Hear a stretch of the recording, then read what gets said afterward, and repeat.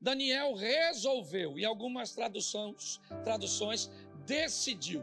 Ele resolveu não se contaminar com as iguarias, ou com as finas iguarias do rei, nem com o vinho que ele bebia. Por isso pediu ao chefe dos eunucos que lhe permitisse não se contaminar. Preste atenção, ele estava decidido.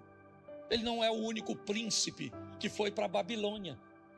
Israel foi esvaziada de seus príncipes, porque na cabeça de Nabucodonosor não precisa se matar todo mundo para destruir uma nação, basta tirar do meio dela as cabeças que pensam.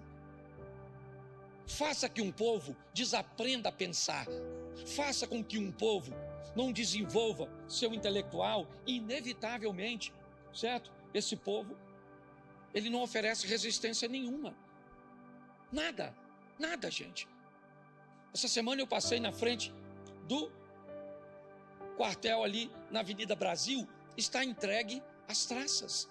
Eu me perguntei, estava conversando com minha esposa, eu me perguntei, querida, quantos dias o Brasil dura numa guerra mundial com o tipo de candidato que eles têm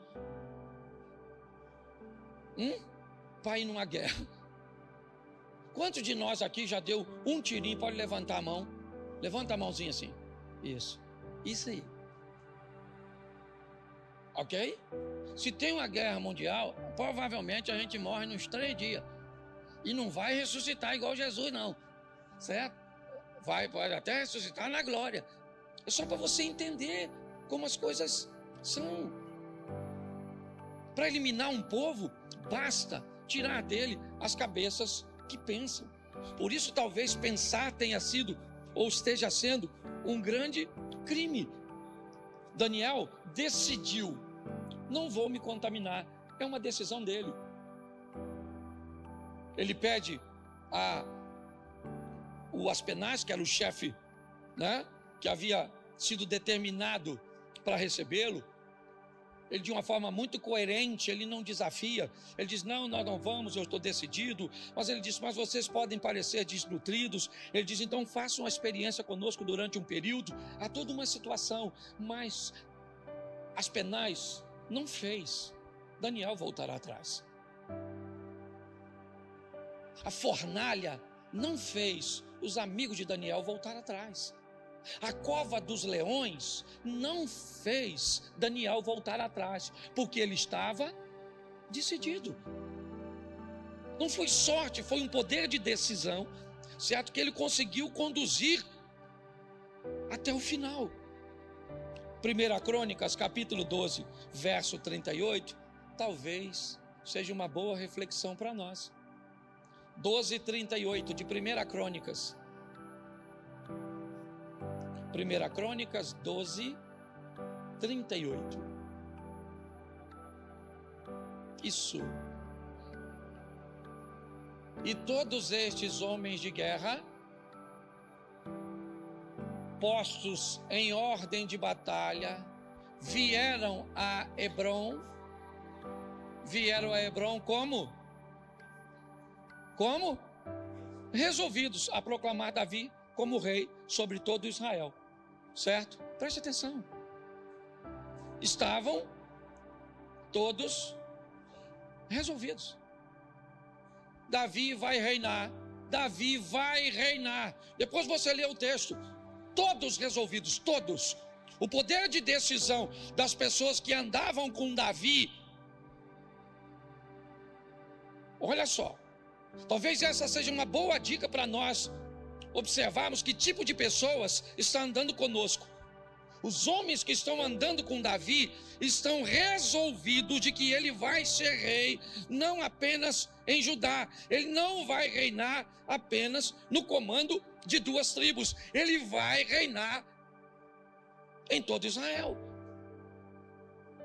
Essa é a ótica daquelas pessoas que estão caminhando com ele. E aí eu pergunto a você, Ruth foi uma vencedora, sim ou não? Daniel foi um vencedor, sim ou não? Davi foi um vencedor, sim ou não? Cristo foi vencedor, sim ou não? Por causa do poder de suas decisões. Então é isso. Não é mágica. Não é sorte. É poder de decisão. Quem conduz isso adiante. E aí eu comecei a pensar, decidir pode não ser tão fácil, mas sustentar uma decisão pode ser pior ainda. Às vezes decidir é difícil, mas pior é se manter decidido durante o tempo inteiro. É guardar um tempo para o lazer apenas, para o descanso, para o refrigério, somente depois de alcançar. Enquanto não se alcança, não tem refrigério. Enquanto não se alcança, não se tem descanso, não se esmorece. Me parece que é isso que a Bíblia está nos ensinando. Então pode ser extremamente desafiador se manter na decisão. E aí eu comecei a pensar, então, o que é que sustenta uma decisão? O que é? O que as pessoas que decidiram têm em comum? As pessoas gostam de dizer que os vencedores fazem o tempo inteiro o que os perdedores fazem de vez em quando. Quando elas vão avaliar a vida do vencedor e do perdedor, me parece que foi isso que elas encontraram. O vencedor, ele faz o tempo inteiro o que o perdedor faz lá uma vez ou outra. Faz quando tem vontade, faz quando quer, faz quando bem lhe parece. Mas aí, olhando para Jesus, eu descobri que o que sustentou, hoje eu só quero pegar isso, a decisão de Jesus, o poder de decisão dele, foi o seu conhecimento em torno do que ele faria. Ele estava preparado para tudo. Eu vou salvar a humanidade. Não. Eu sei o que eu vou enfrentar para salvar a humanidade. Eu sei os obstáculos, os problemas. Eu vou estar preparado para isso. Porque se você não estiver preparado, se não houver em você conhecimento, você não sustenta isso. E eu vou te mostrar isso nas frases ditas por Jesus ou a respeito dele. Preste atenção, o assunto aqui agora é só salvação, tá certo? Vamos ver se Jesus tinha conhecimento do que era sua missão. Coloca Mateus 20, 28. Essa é uma frase bem legal. Mateus 20, 28. Tal como o Filho do Homem, que não veio para ser servido, mas para servir e dar sua vida em resgate de muito.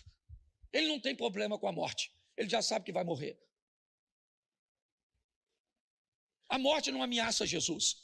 Ele não está com medo do Império Romano, dos escribas, dos fariseus. Ele não está com medo da turma, dos sacerdotes. Ele não está com medo. Segundo essa frase, ele diz, o Filho do Homem que sou eu, certo? Eu não vim nesse mundo para ser servido. Eu vim nesse mundo para servir e dar a minha vida em resgate de muitos. Não tem como dar errado. Agora a pessoa vai, eu já vou falar disso, ela vai casar, mas não sabe sequer o que é casamento, não sabe o preço a ser pago.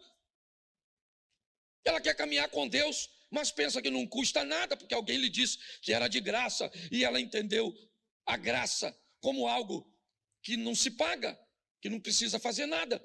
Então, quando ela entra, que ela começa a descobrir que há um preço a ser pago, ela diz, opa, ninguém me avisou isso, essa letrinha estava pequenininha. Eu não tenho condições de pagar isso. Aí você vai ter dois tipos de pessoa. Ou ela vai embora porque descobriu que não consegue pagar, ou ela permanece dentro, sem vida nenhuma com Deus, porque tem vergonha de sair. Então, quando nós olhamos, Jesus sabia disso. João 16, 7. Põe aí. João capítulo 16, versos 7.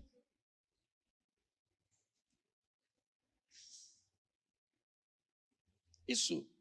Mas eu lhe digo em verdade, melhor é para vocês que eu vá, porque se eu não for, o Consolador não virá para vocês, mas se eu for, eu enviarei a vocês. Preste atenção. Ele já está ressuscitado aqui? Sim. Mas ele está falando de sua missão. Os discípulos não queriam que ele fosse. Ao contrário do Espírito Santo, certo? Jesus podia ser visto, podia ser abraçado, tocado e à frente de uma forma visual. Agora a liderança troca. Agora o concreto vira abstrato. Agora o que se vê se torna invisível. Talvez, por isso, o Novo Testamento fale tanto da fé e o Velho de obediência. Porque na troca de Cristo pelo Espírito Santo, nessa liderança, certo? O que acontece nessa situação? Os discípulos não querem. Você prefere lidar com alguém que você vê ou com alguém que você não vê?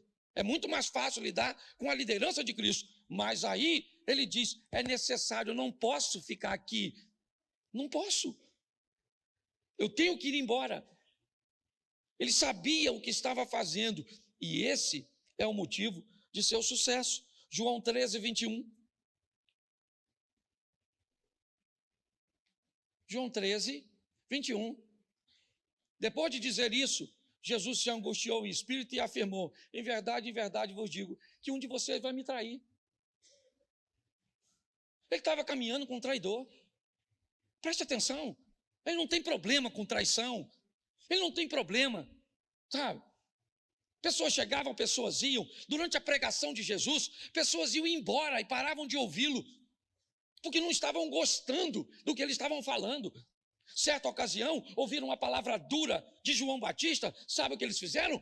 Já que João está com a palavra tão dura, vamos deixar a liderança do João e vamos procurar Jesus. Chegou lá, sabe o que Jesus disse? Por que vocês aí estão igual uma caninha agitada pelo vento? Chegou lá, encontrou uma palavra difícil e correu para cá achando que eu vou aliviar. Eu não vou aliviar, não. É aquilo mesmo que ele pregou lá e que vai ser pregado aqui. Jesus estava apto a lidar com isso. Ele sabia que um dos dois, está escrito aí. E mais interessante de tudo é Mateus 26, 60. Dá uma olhada nesse texto. Pastor, por que o senhor lê tanto a Bíblia assim e fala pouco? Porque o povo anda lendo pouco em casa. Aí tem que ler aqui, por isso que a gente bota aqui, ó, certo? Vai parecer uma palestrinha, mas eu quero que você leia, só para tudo testemunhar contra nós. Mateus 26, 50, irmão.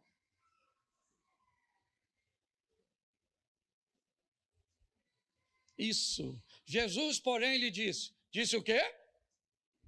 Disse o quê? O que você veio fazer? Nisso, aproximando-se, eles agarraram Jesus e É fantástico.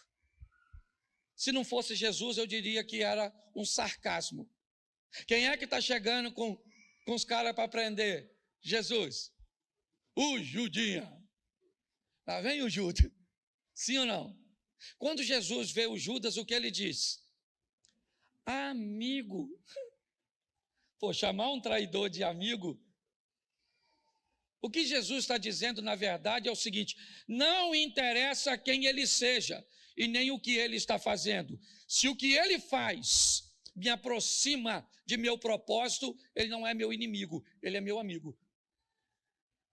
Jesus estava perfeitamente apto para lidar com sua decisão. Eu fico imaginando se fosse um de nós, lidando com um traidor, sentado à mesa, sabia que era o Judas, porque ele falou com João, quando Pedro achou que era ele, porque o Pedro era doido.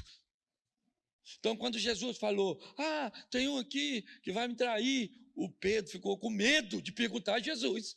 E Jesus falou, é tu, Simão. Aí ele jogou a bomba para o João, falou, João, pergunta aí. Aí o João falou assim, quem vai? Aí Jesus falou assim, é aquele que põe a mão comigo põe a mão comigo o local que estava botando a mão, todo mundo colocava. Então ele, mesmo assim, ele não denunciou o Judas, porque ninguém soube. Ele estava altamente habilitado, certo? Por quê? Porque ele sabia o que estava fazendo. E agora vem a minha mensagem. Essa era só a introdução. Agora eu começo a pregar. Certo? Porque eu estou só fazendo pergunta. E você tem conhecimento? Eu vou te fazer 2 perguntas e vou fazer algumas aplicações. Você está decidido a fazer o quê? É a minha primeira pergunta.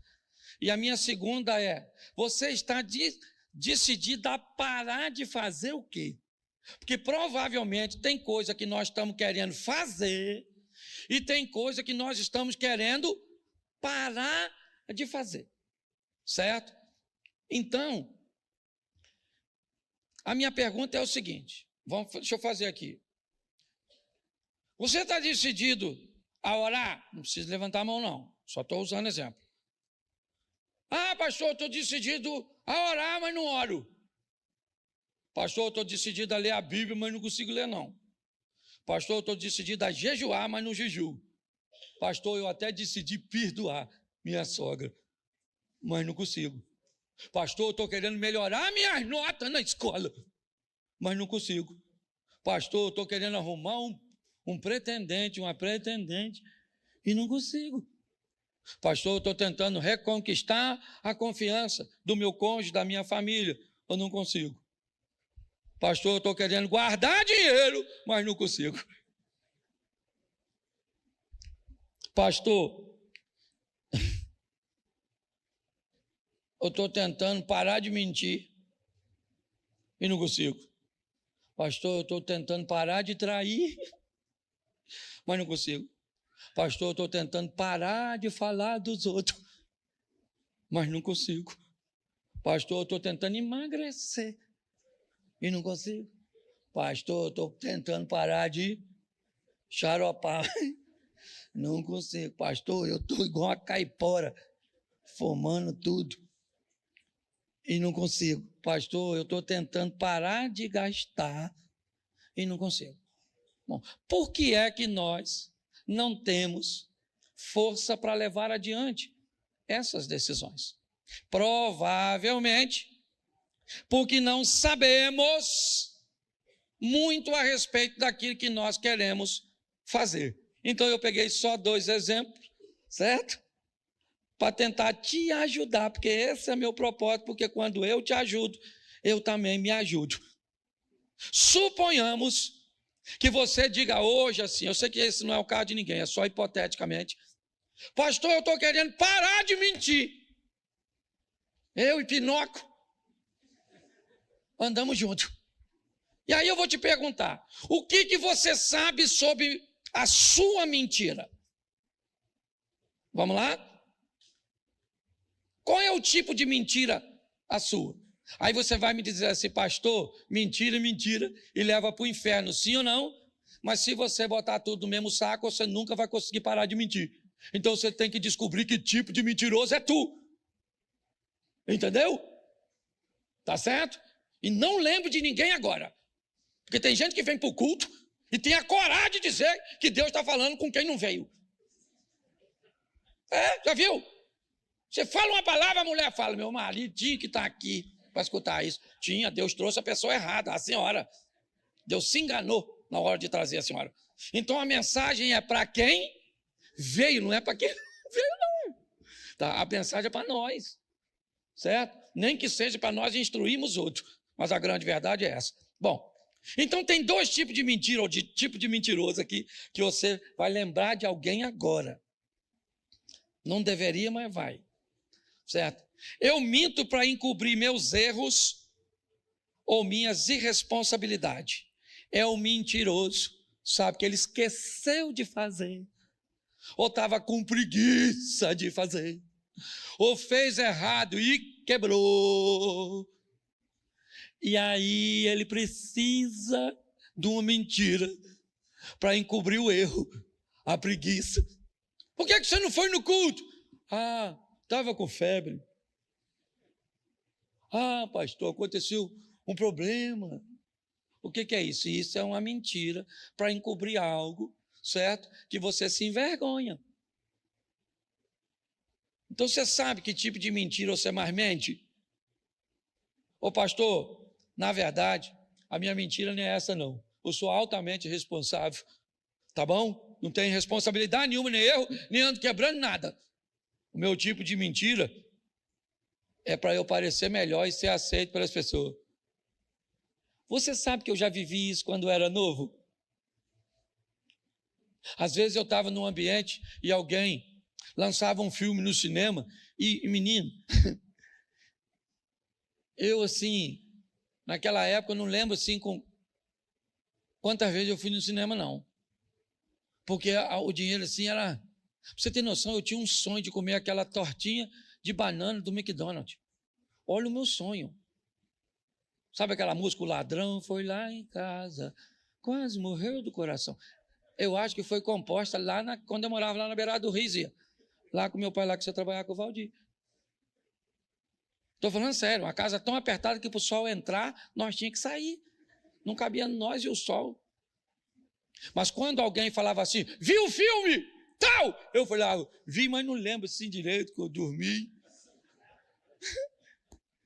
Naquela época, nós tínhamos vergonha de dizer que morava em Xerém. Quem saía, e se alguém perguntasse, nós morávamos em Petrópolis. Esse tipo de mentira, sabe aquela mentira para você, sabe, se sentir aceito, melhor. Você sabe que tipo de mentiroso é você? Se você não sabe, provavelmente você nem vai parar de mentir. Aliás, você já está dizendo que você não mente. Já está mentindo. Então pare e pense. O que você quer parar de fazer? Descubra como montar uma estratégia para parar de fazer de verdade. Não momentaneamente, mas de uma vez por todas, trazer uma transformação expressiva e significativa para a sua vida. O segundo exemplo é bem simples. Pastor, eu quero orar, mas eu não consigo. Eu quero orar. Olha só, eu minto e quero parar de mentir. Eu não oro e quero começar a orar. Preste atenção, que eu estou mostrando a você uma coisa que eu faço e não consigo parar, e uma que eu consigo, que eu tenho que fazer e quero, mas não consigo. E aí eu separei algumas coisinhas para motivar você a orar. Como eu disse, se Jesus sabia o que estava fazendo, nós também precisamos saber. Eu tenho conhecimento do que é oração? Como é que eu começo? Posso falar como pastor de vocês? Eu vou abrir mão agora da avaliação sobre mim das pessoas já bem adiantadas nessa área e que talvez possam não compartilhar comigo a mesma opinião. Mas eu tenho o propósito de criar um start nas pessoas. Primeira coisa, descubra com quanto tempo você precisa para começar uma oração. Para quem não ora, orar 1 minuto pode parecer bastante. Então, se você quer começar a orar, descubra que o ideal é você começar entre 1 a 2 minutos apenas. Não se preocupe com quem está orando meia hora, diz que ora 3 vezes por dia. Não se preocupe com isso. Ok? Talvez por isso as pessoas não começam. Por isso elas não levam sua decisão adiante. Porque muitas vezes o que ora essa quantidade, certo? Ou esse tempo, ele não vai dizer para você o quanto tempo ele levou para chegar no estágio que está agora. Então, se você quer começar a orar, não tente orar 5, 10, 15 minutos. Não vai conseguir. A probabilidade de você conseguir é muito pequena. Você não criou uma cultura. Então, você quer começar a orar? Vamos lá, começa. Usa de 1 a 2 minutos.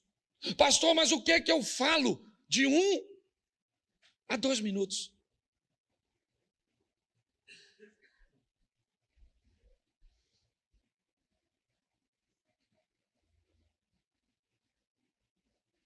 Começou no 17.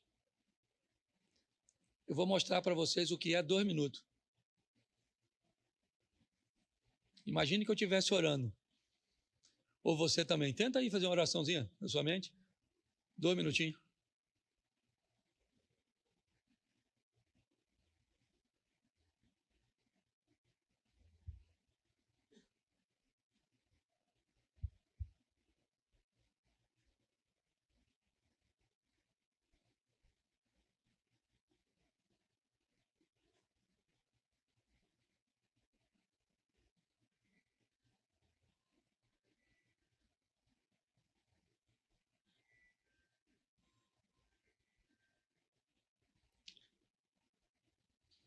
Acabou de dar 1 minuto. Você viu quanto tempo é 1 minuto? É tempo pra caramba. Se você não tem o hábito de fazer, você não vai conseguir. Por isso que você não consegue manter uma constância. Porque você está querendo conversar com um volume que você não tem condições. Segundo, você vai precisar de assunto. Como é que você vai orar sem assunto? Pastor, como é que eu consigo assunto? Inicialmente, é simples, escrevendo e lendo. Transforme sua oração no começo, num tempo reduzido, e faça de forma escrita. Escreve. Você vai orar 2 vezes, quando está escrevendo e depois quando você estiver falando. Eu preparei um modelo aqui, eu não gosto muito desse negócio de modelo, mas eu senti isso no meu coração. Você quer começar uma oração? Diga, Senhor nosso Deus, se você estiver no ambiente coletivo. Ou então diga, meu Deus e meu Pai, se você estiver sozinho. Não é regra, eu só estou dando uma direção para ver se as pessoas conseguem fazê-lo. Quer prosseguir? Em nome de Jesus e por seu sangue, eu peço perdão pelos nossos pecados, se estiver em grupo, ou pelos meus, se eu estiver sozinho. Então deixa eu continuar e fazer. Senhor nosso Deus, em nome de Jesus e por seu sangue, eu peço perdão pelos nossos pecados. Agora, vamos dividir. Eu quero te agradecer por me salvar, prover, me sustentar. Estabelece a sua lista de agradecimento. Senhor, eu quero te louvar por tua bondade, misericórdia e maravilhas, e o louve em oração, certo? Eu quero agora interceder por fulano, ciclano, beltrano, pela doença, pela libertação, por isso, por aquilo outro, e eu termino a minha lista de intercessão. Agora, Senhor, eu quero falar com o Senhor a meu respeito, e preciso disso, melhorar assim, fazer isso. Escreve isso nessa ordem e provavelmente você vai chegar perto dos 5 minutos na sua primeira oração.